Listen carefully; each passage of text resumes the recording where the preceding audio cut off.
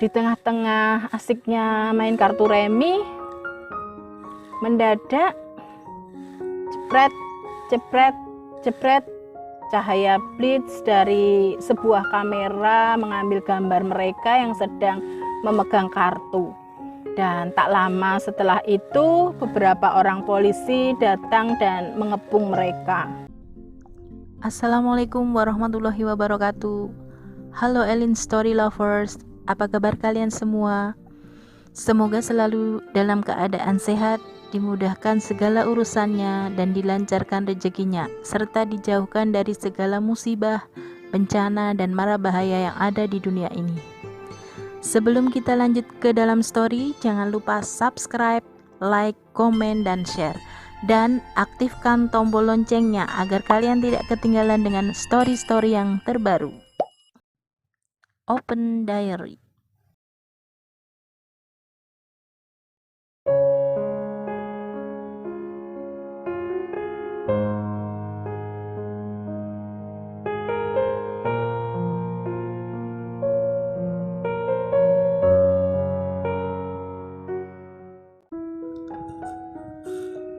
Assalamualaikum warahmatullahi wabarakatuh. Halo Elin Story Lovers, apa kabar kalian hari ini? Pada kesempatan kali ini saya akan membawakan sebuah kisah yang dikirim oleh Mas Yulianto di Solo, Jawa Tengah. Perkenalkan, namaku Yulianto.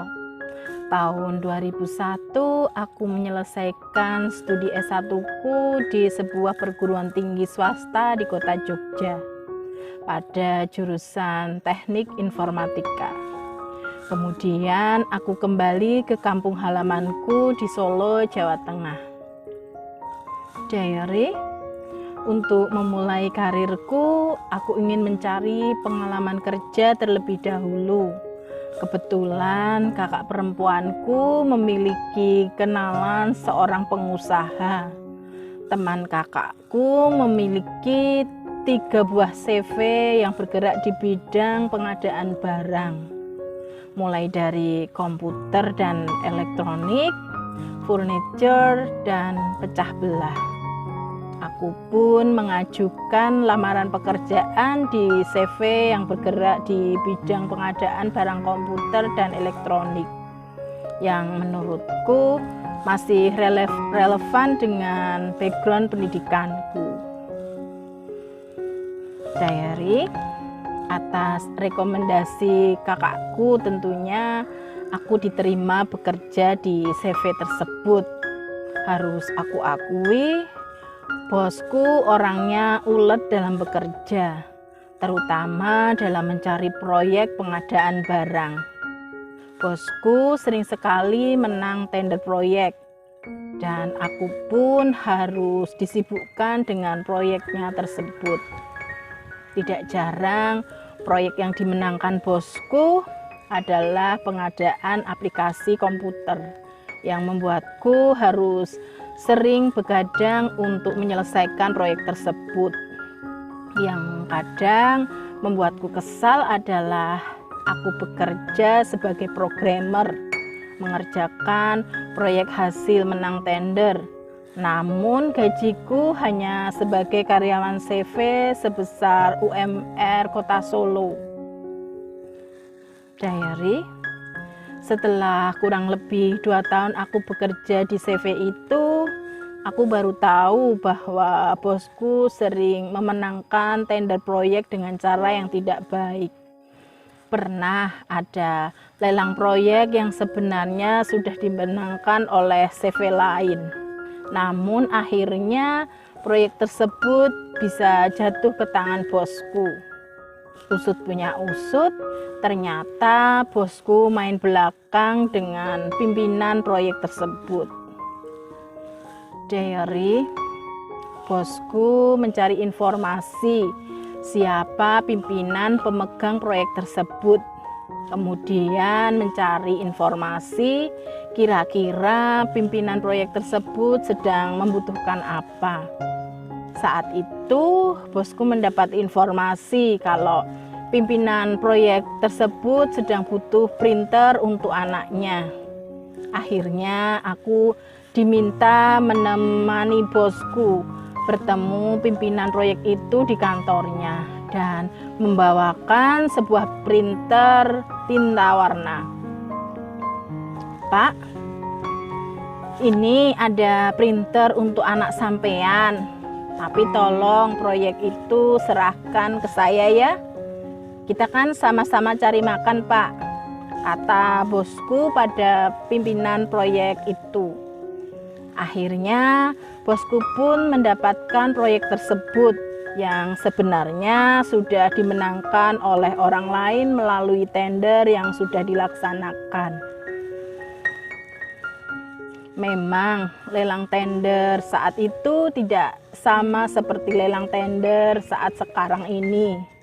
Saat sekarang, semua tender dilakukan secara online dan transparan, sehingga pemenang tender pun tidak bisa dipindah tangankan kecuali mungkin kalau ada alasan khusus. Diary, hal-hal seperti itu rupanya sering dilakukan oleh bosku.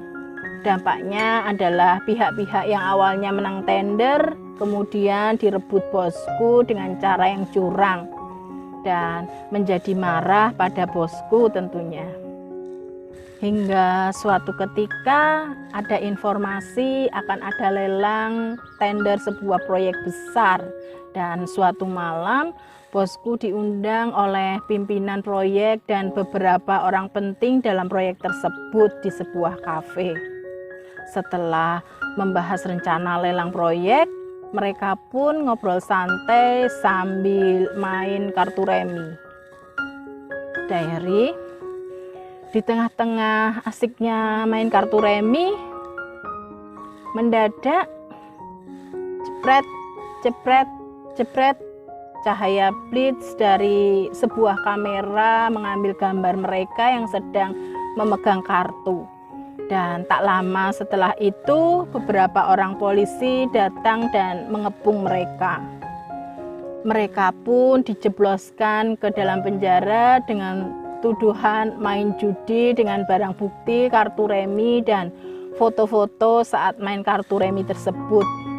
Kecuali bosku, orang-orang yang main kartu dalam kafe itu keluar penjara setelah 1 minggu mendekam di sel tahanan.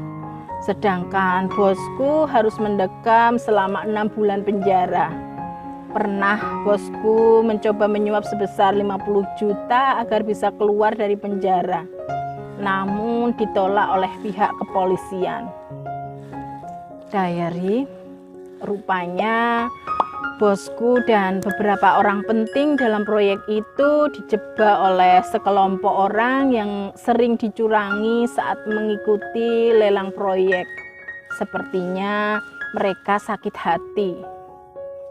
Tidak lama setelah bosku masuk BUI, aku pun resign dari CV tersebut.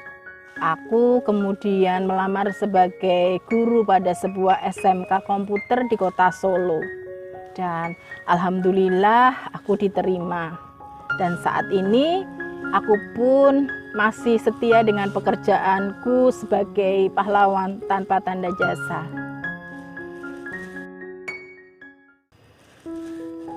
Demikian sebuah kisah yang dikirim oleh Mas Yulianto di Solo, Jawa Tengah. Terima kasih Mas Yulianto yang sudah berkenan membagikan kisahnya di Elin Story. Nah, buat kalian yang mempunyai kisah yang serupa dengan kisahnya Mas Yulianto atau mempunyai pengalaman hidup yang tidak bisa kalian lupakan sepanjang hidup kalian, silahkan kalian kirim di elins.story@gmail.com. Terima kasih. Wassalamualaikum warahmatullahi wabarakatuh.